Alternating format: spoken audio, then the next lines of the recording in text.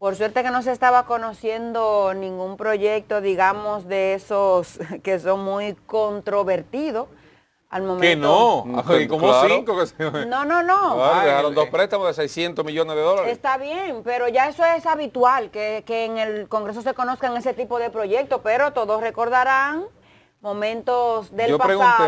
pregunté si estaba Lila y Pacheco, ahí le pregunté a un amigo diputado. Solo Lila. Y me Solo dice, Pacheco. y me dice Y Lila que no, no estaban fue. los dos, estaban ¿Estaban los los dos. dos? Y me escribe, me respondió mi amigo Eddie Montaz, diputado de San Cristóbal. Me dice, están y muy tranquilos. Sí, que yo, pero hay problema. Entonces, no hay problema, entonces. Todo en usted, orden. porque todos recordaremos Sí. aquellos escenarios del pasado. No, claro. ¿Verdad? Pero nada de eso ocurrió ayer, solo que se fue la luz por un momento. Pero lo cierto es que es raro, muy raro, Sí, ciertamente. ese tema del fluido eléctrico en la Cámara de Diputados, porque el Congreso tiene planta de emergencia de mucha capacidad. Sobre todo la Cámara tiene una gran planta de emergencia. Ayer parece que hubo algo anormal. O sea, no sé, sería que los apagones también están produciendo la falta de combustible para esa planta. No, Será una pero- especulación nuestra, Sí, pero... claro. No se puede producir hasta porque la planta se retarda un Sí. poquito en entrar más de la cuenta. Pudo haber ocurrido eso, hay que darle el beneficio de la duda. Hay que decir que es raro un apagón de la Cámara Baja, muy raro. Puedo decirte que no lo había visto. Bueno, cuando ocurrió el tiroteo aquel, cuando se iba a tomar posesión, Alfredo Pacheco, aquella vez en el año 2003, creo que fue, entre él y Lila hubo este conflicto. Sí, Eso fue acuerdo, vamos a decir. ese apagón de la Cámara fue programado. Sí, eso fue provocado para tratar de disuadir Fue quizá programado.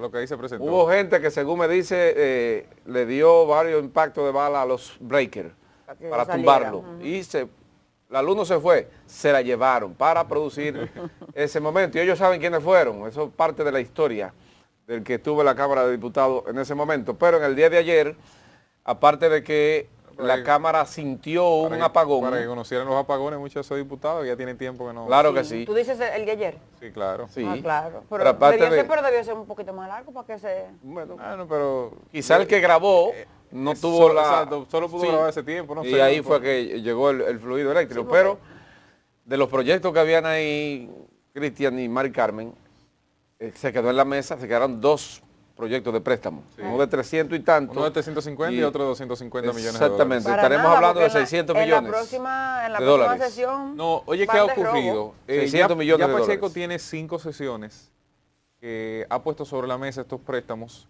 porque no ha logrado el quórum de PRMistas necesario. Muchos PRMistas se han ausentado de sus funciones y lo que han hecho los legisladores de la oposición es que se retiran del hemiciclo para que se caiga la sesión por falta de quórum al momento de conocer esos préstamos. Ha sido parte de las estrategias porque si se va a voto, entonces el proyecto puede morir ahí, o sea, puede no ser aprobado. Y con 2 votos donde no consiga, en 2 votaciones donde no se consiga la cantidad de votos necesarios, ahí se cae el proyecto. Entonces, Pacheco hábilmente lo que prefiere es dejarlo sobre la mesa y conocerlo cuando las condiciones estén dadas en el Congreso Nacional, en la Cámara de Diputados específicamente, para conocer cuáles son las motivaciones de estos préstamos. Hay 2. Una es para la reestructuración del sistema eléctrico nacional en su tercera etapa. Creo que si es lo mismo que se había iniciado con el Banco Interamericano de Desarrollo, es un tema para la reducción de las pérdidas energéticas, y el otro es un proyecto para desarrollo de políticas sociales. Eso es un genérico. Es una forma de conseguir 350 millones de préstamos. Para usarlo en lo que ellos estimen Sí, después necesario. para o utilizarlo conveniente. en lo que el gobierno le dé la gana. Que a veces se viola la ley. Muchísimas veces. En eso se viola mucho la ley, Muchísimas porque veces. la ley establece que tú no puedes sacar una partida De un área para otra. de un área, tienes que especificarlo y modificar la ley. Entonces ellos aprueban un préstamo destinado a eso, de políticas sociales. Pero indefinido, o sea, políticas sociales puede ser de tú entregar colchones hasta tú hacer una carretera. A veces era bichola con dulce, entregar ahora en Semana o sea, Santa. y Pero lo cuestiones pueden de usar esas. para otro tipo de cosas que beneficie al Estado o políticamente a quien esté sustentándolo en ese sentido. Pero hay una situación planteada ahí en lo que tiene que ver con la Cámara de Diputados y el Senado de la República. Ayer vi una ligera discusión, ¿no? Sí, también. En el Senado. ¿Tenemos ese video? Sí, tenemos el video de de la discusión que se presentó ayer en el Senado de la República, donde Dionis Sánchez, la senadora Farideh Raful y el presidente del Senado, Eduardo Estrella, digamos que tenían una discusión sobre la metodología de conocimiento de un proyecto de ley que buscaba modificar el contrato de Pfizer, aumentar el costo de las vacunas y modificar algunas otras. Qué bello. Que más adelante le explicaremos cuánto costaría eso, pero vamos a escuchar y a ver el video del momento que se significó ayer en el Senado de la República. No. Hay dos mociones. Eso no es así, presidente. Que se ¿Y cómo es? Dígame cómo usted quiere que sea. Yo estoy planteando una moción, ya usted iba a someterla y nosotros planteamos una moción de que vaya a comisión. Lo que usted tiene que someter es que vaya a comisión. Está bien, La propuesta de que vaya a comisión es una propuesta diferente y esa es la que tiene que someter primero. Pero ella está haciendo otra propuesta. ¿Por qué mujer no tiene derecho? ¿Usted lo quiere ver de esa forma? Aquí no hay mujeres ni hombres, aquí hay legisladores. Yo digo, pero... No, aquí hay legisladores, presidente. Déjeme ese chantaje. Ella no tiene derecho a someter una moción. Tiene todo el derecho, pero no me lo ponga como que mujeres, porque aquí lo que hay es legisladores, presidente. Nosotros no estamos hablando de mujeres ni de hombres, legisladores lo queremos aquí. Presidente, no, yo lo que quiero es boicotear, presidente, la sesión. Eso es boicoteo. La última propuesta es la que se tiene que someter. Ellos están en eso. La sesión, boicotear la sesión. Así mismo pasó Boicotear la sesión pasada. La semana pasada. Es la segunda sesión que están boicoteando. Bueno, ahí ven ustedes lo que ayer se dio. Resulta que cuando conocían una enmienda al contrato de Pfizer, de la compra de vacunas, que básicamente planteaba que 1.2 millones, 1.200.000 vacunas de Pfizer, que estaban compradas previamente a $12, pasaran a ser a $15. Dígase que generara un costo de 12 al a 15. Estado 3.6 millones, porque ¿De 12 a 15 dólares? De 12 a 15 dólares, un aumento de $3. Entonces, en este contexto, la sugerencia que hace la Fuerza del Pueblo a través de su vocero, Dionis Sánchez, es que vaya a la Comisión de Hacienda, porque no pasó Comisión de Hacienda. Y por ende, si tú no pasas Comisión de Hacienda, no tienes de dónde verificar que los fondos estén disponibles para pagarlo, que el mecanismo se haya cumplido para pagar eso, y solamente había atravesado la Comisión de Salud Pública. Entonces, en este proceso, el presidente del Senado y la senadora Farideh Raful, ahí ustedes la escucharon, quien es la presidenta de la Comisión de Hacienda, decía que no, que eso no tenía que pasar por ahí. Defendía prácticamente que las vacunas costaran más de lo que cuestan hoy día. Y yo soy de los que cree, caramba, de por sí nosotros tenemos centenares de miles de vacunas que se van a dañar. No hay forma de que no se dañen. Que no hay forma de que no se dañen. Ya hay cientos de miles que se han dañado, que han tenido que ser desechadas. Y en ese proceso estamos hablando de que 3.6 millones de dólares, que es el equivalente más o menos a 200 millones de pesos, van a ser agregados a ese contrato para poder entonces comprar vacunas supuestamente para los niños a un precio mayor. Creo que primero la negociación del Poder Ejecutivo debió ir en la dirección de reducir la cantidad de vacunas que iba a recibir República Dominicana para recibir entonces las que necesitara de niños por el mismo monto, sin tener que erogar mayores recursos, para que vacunas de esas se dañen, porque a fin de cuentas se van a dañar como se han estado dañando otras tantas, como se han estado votando a través de las vacunas que compraron hace tiempo, que sencillamente se sobrecompró vacunas. Algunos entienden que fue justificado, algunos entienden que no, pero eso no es la discusión del momento. Lo que estamos hablando es que en estas circunstancias, ahí lo que se pretendía hacer era una enmienda que generara más costo al erario para comprar vacunas. ¿Quién se beneficia de eso? Bueno, Pfizer y quienes se encargan aquí de comercializarla, quienes se encargan aquí de gestionar y de hacer el lobismo necesario para eso. Son los que se benefician. Indiscutiblemente, el retiro de la sesión para que no pasara el proyecto es más que válido de parte tanto del Partido de la Liberación Dominicana como del Partido Fuerza del Pueblo, quienes fueron los que optaron por esa decisión para salir y evitar que eso se produjera. Como pasó en su defecto también en la Cámara de Diputados con lo que referíamos ahorita del préstamo o los préstamos por un monto total de 600 millones de dólares. Evidentemente, si no se unifica la oposición, ayer lograron hacerlo, pasaba ese proyecto. Y esas son de las cosas por las que hay que estar vigilantes al Congreso, que hay muchos otros proyectos más que están en esa dirección. Y ahí hay mucho peligro. 200 millones de pesos que estamos hablando, Gilbert. Es demasiado dinero. Eso es Mucho dinero. Eso es lo que se va a tener que aplicar extra en caso de que ese proyecto finalmente termine siendo aprobado por ambas cámaras. Demasiado dinero. Mira, Cristian, ¿usted iba a abordar algo sobre el tema? No. Ok, para pasar a otro que es muy importante. En el día de ayer hubo un encuentro del sector industrial con un poderoso medio de comunicación en el que exponían una de las ventajas importantes que tiene el país con relación a las exportaciones en lo que tiene que ver con el área del Caribe. El área del Caribe, que en esa parte República Dominicana es líder en materia de exportaciones de todas y de toda la materia prima que produce República Dominicana y de los productos que también se hacen aquí, incluyendo Haití y otros del área del Caribe. Según lo que explicó en el día de ayer el presidente de la Asociación de Industriales de República Dominicana, Celso Juan Marrancini, estamos en un proceso de exportación de unos 13.000 a 14.000 millones de dólares en lo que tiene que ver con ese rubro hacia los países del área del Caribe. Eso es importantísimo que la República Dominicana lo sepa. En lo que tiene que ver con, de manera específica, con Haití, las exportaciones anuales están rondando lo que tiene que ver en unos 900 a más de 1.000 millones de dólares, según ha expuesto esta entidad del sector privado, que es la que tiene esa parte del manejo, entre otras industrias del país que también exportan hacia Haití. Esto, según ellos, produce al PIB, el Producto Interno Bruto de República Dominicana, un 31%. Pero hay un problema que está ocurriendo con todo este procedimiento que se está haciendo, que lleva en materia de crecimiento económico para la República Dominicana.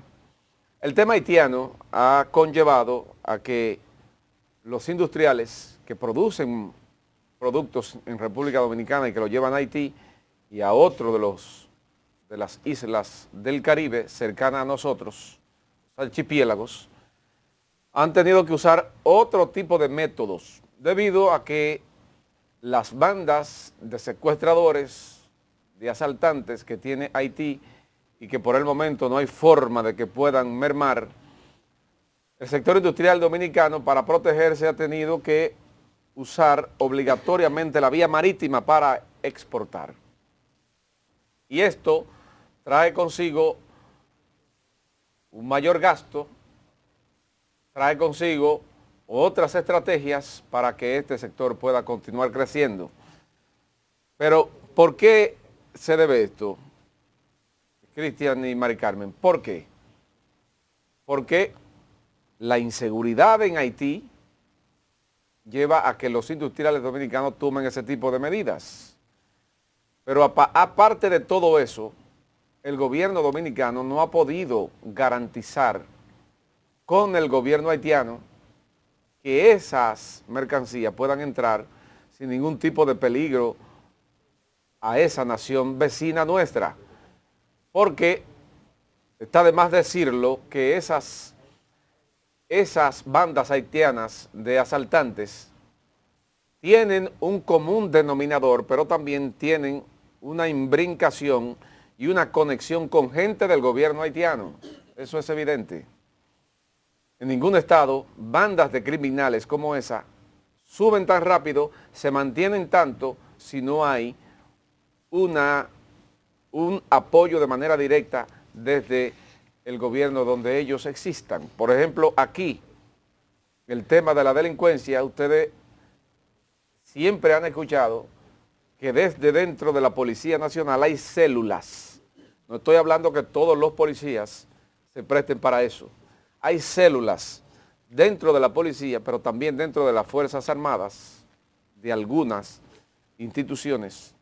Tengo que hablar del Ejército Nacional, que son los que tienen en sus manos el cuidado de la parte fronteriza. Estoy diciendo, esas células que están dentro de esas instituciones se prestan y ahí entra el Estado en juego para que se puedan desarrollar esos actos delictivos dentro del Estado dominicano en este caso. Asimismo se produce en Haití. Estas bandas de asaltantes y de secuestradores ya convertidas en industria han crecido por eso, porque dentro del gobierno haitiano hay gente que le está apoyando, le está promoviendo y le está dando respaldo estatal para que puedan funcionar, porque eso es un desorden allá adentro. Entonces, tenemos un corte allá arriba para poder caer al final de este comentario con lo que queremos decir. Fíjese que estoy colocando el Estado en una situación de actos delictivos, pero también estoy colocando el Estado en esto que voy a decir ahora. ¿Cómo es posible que un funcionario del Estado que tiene que estar vigilante de los intereses de la soberanía nacional en una función como es la Dirección General de Migración se desprenda diciendo que en una parte de República Dominicana ya está tomada por los haitianos? ¿Ustedes están escuchando eso, señores? El director general de Migración, hay una zona en República Dominicana que dice que hay que entrar con guardia, con helicópteros, por aire, mar y tierra para poder detectar algunos de los ilegales que están ahí dentro. Pero vamos a ver qué dice el director general de Migración sobre esto y bajamos aquí para continuar con este comentario porque es algo sumamente grave lo que él ha dicho. Adelante, señor director.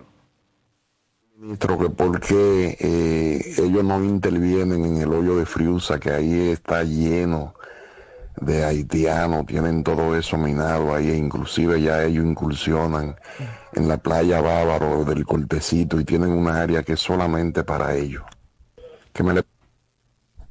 Gracias. Mira, el hoyo de Friusa, hace un par de meses nosotros intervinimos con más de 350 militares. Ah, pero eso es grande. No, es el lugar más peligroso que existe en el país. La esquina más peligrosa para inteligencia del Estado está en el hoyo de Friusa. ¿Y a qué se debe el peligro? Ahí no puede entrar la policía, digo una patrullita. Ahí no puede entrar migración. Tiene que entrar un contingente. Como entramos ese día. 2 helicópteros, drones. Oye, va de 300, va de 350 efectivos. ¿Y por qué tan peligroso? Porque ya eso está tomado por los nacionales extranjeros haitianos. Señores, de un funcionario que diga eso, porque no importa que haya un pequeño Haití, que haya un barrio donde estén los nacionales haitianos, que sean los que vivan, no importa. Ahora, que un funcionario diga de manera responsable que eso está tomado, él utilizó el término tomado, tomado. Él no sabe si ahí esos haitianos son ilegales. ¿Quién tiene un papelito? ¿Quién tiene cédula? Él no tiene el control de lo que está ocurriendo ahí en el hoyo de Friusa, que eso es en la zona de la provincia de la Altagracia, ¿no? Sí, eso está frente la provincia a de la Altagracia. La entrada de Bávaro a un lado. Entonces, y la entrada al otro. Y es que nosotros podemos decir que Higüey es una zona turística y hay un llamamiento de que todo el que quiere ejercer alguna función laboral va a esa zona de Punta Cana, de Bávaro, Higüey, para conseguir trabajo. Y no importa que los haitianos puedan trabajar si están legales, no importa. Ahora, el que un funcionario me diga a mí que ahí no entra que ahí no entra la policía, ahí no entra nadie, y que ellos dicen que está tomado. Pero eso es sumamente grave lo que ha dicho el director general de Migración. Y si se continúan tomando otras áreas de República Dominicana y la propia Dirección de Migración no tiene acceso, ¿qué vamos a hacer? ¿Qué vamos a hacer? Ahora, ¿ustedes se imaginan que otra zona del país tampoco pueda penetrar la autoridad porque los haitianos la tienen tomada y que el propio gobierno, en este caso ese funcionario, diga lo mismo? Pero estamos jodidos. estamos jodidos. Y una zona tan sensitiva, de ser cierto, en todas sus partes, como él dice que ha sido tomado una zona sensitiva para el turismo como es esa, porque Friusa gravísimo. está cercano a Bávaro y Punta Cana y todos saben que esa zona es eminentemente turística, de alto potencial en República Dominicana. Aquí hay extranjeros. No, de alto potencial no, la base de la economía turística de República Dominicana. Extranjeros que conocen a Punta Cana, no a República Dominicana. Correcto. Ellos vienen ahí y de ahí se van. ¿Ustedes de la República Dominicana? No. Yo he ido a un lugar llamado, pero eso es República Dominicana. Eso es República Dominicana. Sí, porque conocen Punta Cana, no República Dominicana. ¿Cómo? Entonces ya saben ustedes lo preocupante que sería si ciertamente, ojalá haya sido una exageración del director de migración, pero un funcionario de la estirpe pienso que no es una simple exageración. Cuando él plantea el tema de que está tomada, no es que hay un grupo armado y que está con pistola en la calle, no. Es que ahí hay, y él lo habla incluso de la cantidad de la población de la gente que vive ahí, es que ahí hay una gran cantidad de haitianos y que iniciaron un proceso de redada. Fíjate que le dicen, no, que la policía ahí, una patrulla no puede entrar. Es que iniciar una patrullita, él dice así, una patrullita ahí no puede entrar. O sea que hay que entrar 15 o 20 o 100, 200. Tiene que ser un proceso de autoridades conjuntas por todas las vías posibles para poder dominar sin que eso genere un problema mayor, sin que eso desemboque, quizás en un enfrentamiento entre autoridades. Sí, yo me imagino que si el gobierno tiene realmente disposición, tendrá que hacerlo así. Ahora, también hay otra realidad. De nada sirve tú hacer un operativo hoy, mientras sigas entrando en la frontera, porque los haitianos se asientan donde encuentran a alguien que les dé la oportunidad. Por eso casi siempre los migrantes, ocurre con todos, los dominicanos somos así, vámonos a Brooklyn, a Washington High. Vámonos a Washington High, te verás que hay muchos dominicanos y es precisamente porque donde hay uno, bueno, acércate aquí, media, todo habla con fulano para decir que entonces se va generando una especie de ecosistema. De solidaridad. Un ecosistema por la solidaridad, porque son seres humanos. Donde hay debilidades de las autoridades. De las autoridades, evidentemente. Entonces, el problema ahí no es exclusivamente lo que hay hoy, sino lo que significaría usted llegar y hacer un proceso para regularizar o para enviar a su país a quien esté ahí en condición de irregularidad que podría desatar un conflicto. Es básicamente ese el problema. Y usted se extiende a muchas zonas del país y ocurre lo mismo. Él puso un ejemplo con una zona altamente conocida. Y al frente, cruzando, Friusa está de un lado y cruzando el otro lado están de los hoteles más prestigiosos del país. En la zona de Bávaro, Punta Cana. Es que ellos se colocaron de manera estratégica. Claro que sí. Es que fue fruto del mismo desarrollo económico que necesitaban construcción. Entonces, si yo tengo un trabajo constante, porque si tú vas a trabajar, Gilbert, 2 semanas en Santiago, tú no alquilas una vivienda en Santiago. Tú vas a un viaje y te quedas 2 semanas en un hotel. Claro. O en otra forma, o le alquilas una habitación a una gente. Ahora, cuando tú tienes 1 o 2 años de trabajo seguro en Santiago, tú sí te mudas a Santiago. Con todo y tú familia. Sí te vas a Santiago con tu condición. Entonces igual pasó con ellos. La expectativa sí, exacto. Porque ya la forma de operación de trabajo es distinta. Entonces igual pasó con ellos. Se desarrolló la zona, se construyó mucho, se sigue construyendo porque siguen hoteles en construcción en la zona de Punta Cana y ahora ese fue el nicho que ellos encontraron para poder mantenerse trabajando en un lugar cercano a ese donde operan. ¿Y qué pasa? Bueno, se asentaron ahí, ya viven ahí, ya ese es su ecosistema. Entonces, ahí es que está la situación por eso es lo importante, y siempre lo pongo de manifiesto, porque en Ciudad Juan Bosch ocurrió básicamente fue lo mismo. Comenzaron a trabajar, el proyecto duró 4, 5 años en producción. ¿Quién era la mano de obra? Ellos. ¿Quiénes entonces terminaron viviendo ahí? Ellos.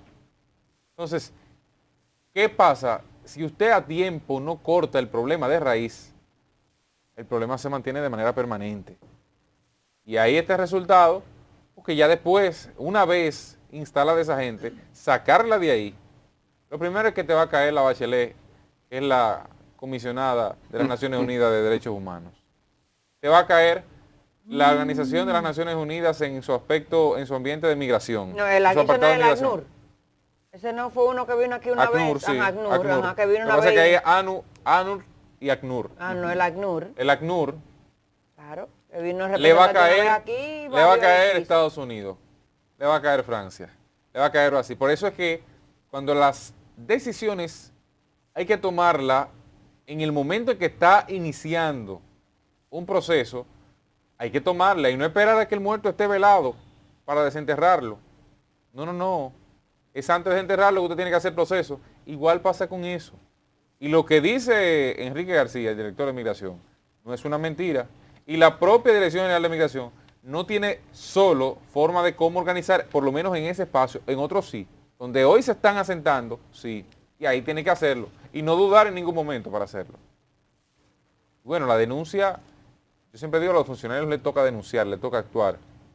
Puede ser insostenible que venga de él. Ahora, tampoco es que, como dije, la Dirección de Migración tiene la capacidad para, por sí misma, iniciar en Friusa, por ejemplo, un proceso de demolición, vamos a decir así, del ecosistema que se ha generado en ese espacio con el tema haitiano. Hay que decir, Cristian, porque nos vamos ya a los periódicos, volvemos nuevamente a decir el tema de que República Dominicana, para aclarar que ese no es un problema de este gobierno. Hay que decir que el hoyo de Friusa no es un problema de este gobierno. No, no, no. No, porque El problema ellos tienen 2 años. no hay forma de que eso se... Es un problema de la mayoría de las administraciones que han pasado. Es que es constante, por eso digo, hay que mochar hoy de raíz para que no se produzca en 5 años lo mismo. Claro. Porque eso no inició ayer. Claro. Entonces, ¿qué me dijo a mí el proceso de cambio en campaña? Eso no va a ocurrir. Nosotros lo vamos a resolver. El paso por la frontera, nosotros lo vamos a controlar. El propio presidente decía en campaña, no vamos a permitir un solo haitiano ilegal en el país. El 90% de lo que están haciendo el muro en la frontera son haitianos. Sí, dijo el presidente de la República. Arrancando por ahí. En una forma de decirme a mí, lo pegan de aquel lado, óyeme, en una forma de decirme a mí, como ciudadano y como ente de esta sociedad, que no tiene conocimiento de cómo funciona el procedimiento en República Dominicana. No hay conocimiento. Porque usted decirme a mí que va a sacar a todos los ilegales o indocumentados de República Dominicana a la llegada de un gobierno, me está diciendo, desconoce la política migratoria del país. Porque eso no es así. Usted me está hablando mentira. El que me lo diga me está hablando mentira. Eso no es así, señores. Ese hoyo de Friusa tiene siglos ahí. El PLD que duró 20 años no pudo hacerlo, se olvidaron de eso, tampoco supervisaron. El Estado no supervisó. Ahora está el problema. Migración ahora mismo no puede. Pues eso está sentado ahí ya. Eso está prácticamente registrado ahí. Ya esa gente tiene derecho a propiedad. Un decir, ahí adentro. Entonces, ¿quién es responsable de eso? El Estado Dominicano. ¿Quiénes? Todos los políticos que han pasado por el país y han dirigido la nación, son los que tienen esa responsabilidad, sobre todo la gente de la parte de migración. Pero para cerrar este comentario, ¿cuál es el otro problema? Lo mismo que ocurre con la policía. No hay prevención y luego se reprime. Si hubiéramos tenido prevención con la entrada de esos ilegales a República Dominicana a trabajar ahí, hoy no estuviera diciendo la Dirección General de Migración que en el hoyo de Friusa no puede entrar ni el diablo porque los haitianos no lo permiten.